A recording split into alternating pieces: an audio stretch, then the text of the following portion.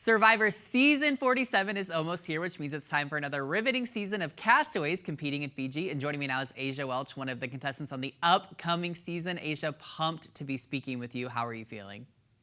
Oh my gosh, I am so excited. I can't remember the last time I was this excited in my life. Like, this is my Super Bowl. I am Yeah, so excited to be um, gearing up for this season and yeah. talking to you. Yeah, and for all of us Survivor fans and Survivor fandom, today's kind of like Christmas morning. Like the premiere's tonight, we're pumped up. It's going to be a great season. So, Asia, I want you to kind of get our viewers excited about who you are and just kind of tell us a little bit about yourself. Yeah, so I'm Asia Welch. It's Asia like the continent. So constantly get that when people see the spelling Aysha. Thanks to my parents, for being creative.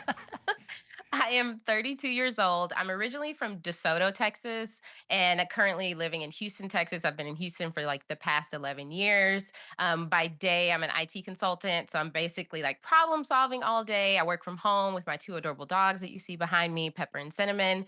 So just living the life during the day, just constantly challenging myself. And then part time, I am a podcaster in the reality TV world for RHAP. And so I have a blast just talking about shows like Survivor. And so to be able to play the game of Survivor, oh my gosh, like I can't even wrap my mind around it. It feels like I'm having this outer body experience. Yeah, I've got to imagine it's this very surreal kind of feeling to, go from reviewing shows like this or this show on a podcast to then actually going out there and just doing the thing. So I am curious with that, kind of having that experience of, reviewing the reality world and maybe having a better idea of kind of how it works versus maybe some of your other contestants. Do you feel like that gave you a leg up at all or maybe an advantage kind of heading into the game? The way I see it is that being a podcaster gave me the knowledge that I needed to know that I needed skills. So if you think about like someone who's covering the NBA and they're a sports analyst, they can talk about everything. They could talk about when a crossover should have happened or how many rebounds somebody could have had. But if you put them on the court and you put a ball in their hands, then you'll actually get to see what they could do. So I feel like the fact that, I've seen every season, I've been talking about the show forever, I feel like it gave me the knowledge to know what skills are important, like being adaptable, being having a strong social game, being a balanced physical threat. I feel like that knowledge helped me prepare myself going into the game, like doing a bunch of strength conditioning. I hired a fitness coach who helped me prepare physically, and I was able to prepare mentally by ordering Survivor puzzles and doing like tangrams on my phone in between sets while I'm at the gym, and just preparing myself for the skills that I know would be important in the game of Survivor. Yeah, it's honestly like the epitome of putting your money where your mouth is, right? You have the ability to talk about it on the podcast, and now you're going to go out and just do the thing. So you just touched on skills a little bit, but I am curious, what skills did you have going in that you kind of saw as maybe a benefit? Yeah, so one thing that like inspired me to even apply and play the game of Survivor is I've been an overachiever my entire life. So I knew just having that quality in myself was going to allow me to want to do like so much in the game. So I skipped to first grade and then I went on to like hold every leadership position possible. I was the youngest manager at my job. I bought a house at 29 just for me and my dogs. So I felt like I've been just being an overachiever has been instilled in me. And so I was like, okay, if I can carry that forward into the game of Survivor, that should help. I also am a very social person. Like it- I, I, I love people and I love learning where they're from. So, for example, like years ago, I started driving for Uber just so I could meet people. Like it Oh my wasn't, gosh.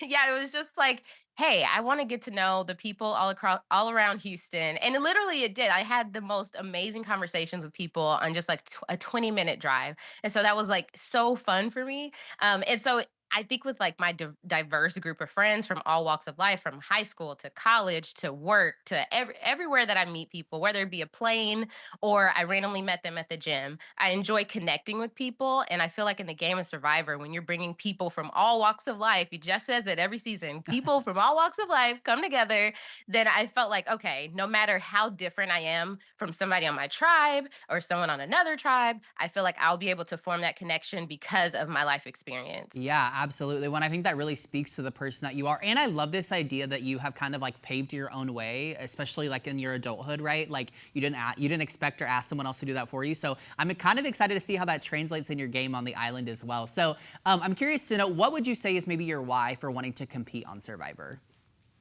Yeah, so Survivor has been a part of my life, my most of my life. So I started watching when I was 12 years old. My mom has watched since day one. She is an OG fan. She watched the first day it came out. She brought it to me, my dad, and my brother, and it just became this weekly family event. Like we would watch Survivor. It would be just so fun watching the challenges, watch people try to navigate the game. And I always thought, oh my gosh, this game is hard. Like sleeping outside, not eating, like I get hangry if I have not had lunch by 11:30 a.m. I'm like, don't talk to me. Yep, yep. And so I just thought, oh my God, Survivor is so hard. It never was something in my mind that I thought I could do.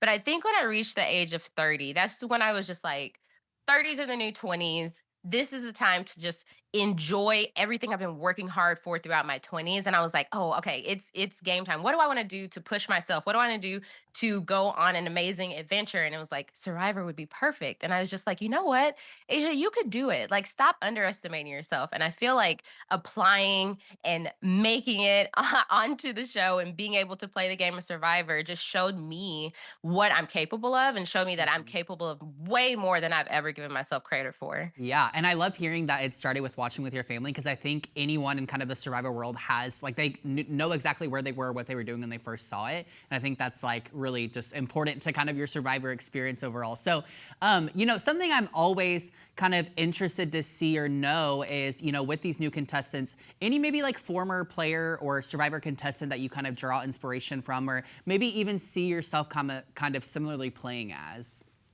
Yeah, so I definitely have to say like two people. So from the social aspect of the game, Suri Fields, like the best to ever do it in my opinion. Suri is just like when you talk to her, I imagine. I've never met her, but I imagine we talk to you feel it through the screen. Sure. When you talk to Suri, you just it feels like home. It Hmm. just feels like comfort.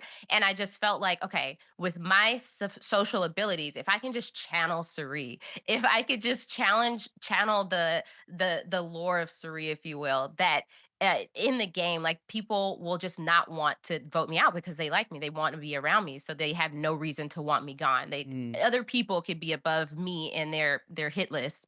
And then if I think about the physical aspect of the game, because I have to think about I have grew up playing basketball my whole life. I love challenging myself doing like tough mutters. I've done tough mutter 3 times. I've done Spartan race. I've ran races. So I'm just always challenging myself physically. And so when I think of like Natalie Anderson, just amazing, just like so cool, like for lack of a better word, she is just like the physical embodiment of like the type of player that you would want to be in the game to be able to just like like win challenges, be seen as just such a beast. And so it's like, okay, if I could be like Natalie in the challenges, if I can bring the social element of Suri, I'd be just the perfect baby. Yeah, I was just gonna say that's like the perfect combo right there, Natalie and Sari. Oh my gosh. Also, sidebar, I really hope all this is true about her competing again on Survivor Australia with Sari. I think that would be spectacular. So, um, I had to. I literally when I saw the rumors, I was like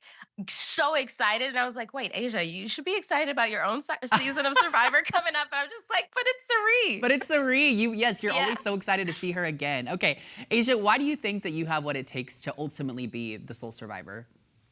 So I think I have what it takes to be the ultimate soul survivor because I the way that I've lived my life is to achieve anything I set my mind to. And the fact that I knew the preparation going in, I knew what I had to do physically. I knew that I needed to, gain strength. I gained 5 pounds of muscle. I lost 10 pounds of fat.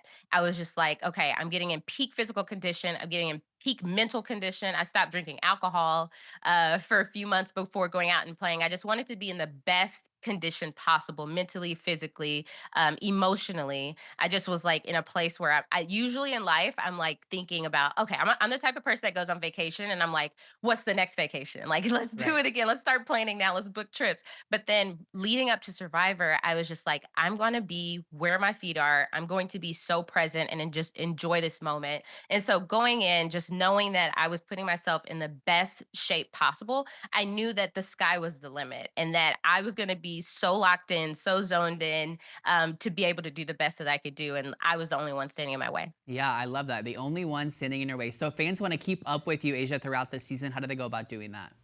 Yeah, so you can follow me on Instagram, Twitter, X, TikTok, at Asia like Asia. So that's Aysha like ASIA. Okay, perfect. Well, Asia, we're so excited to see how this season plays out and see how you do. Thank you for taking the time to speak with me. Survivor Season 47, tune in.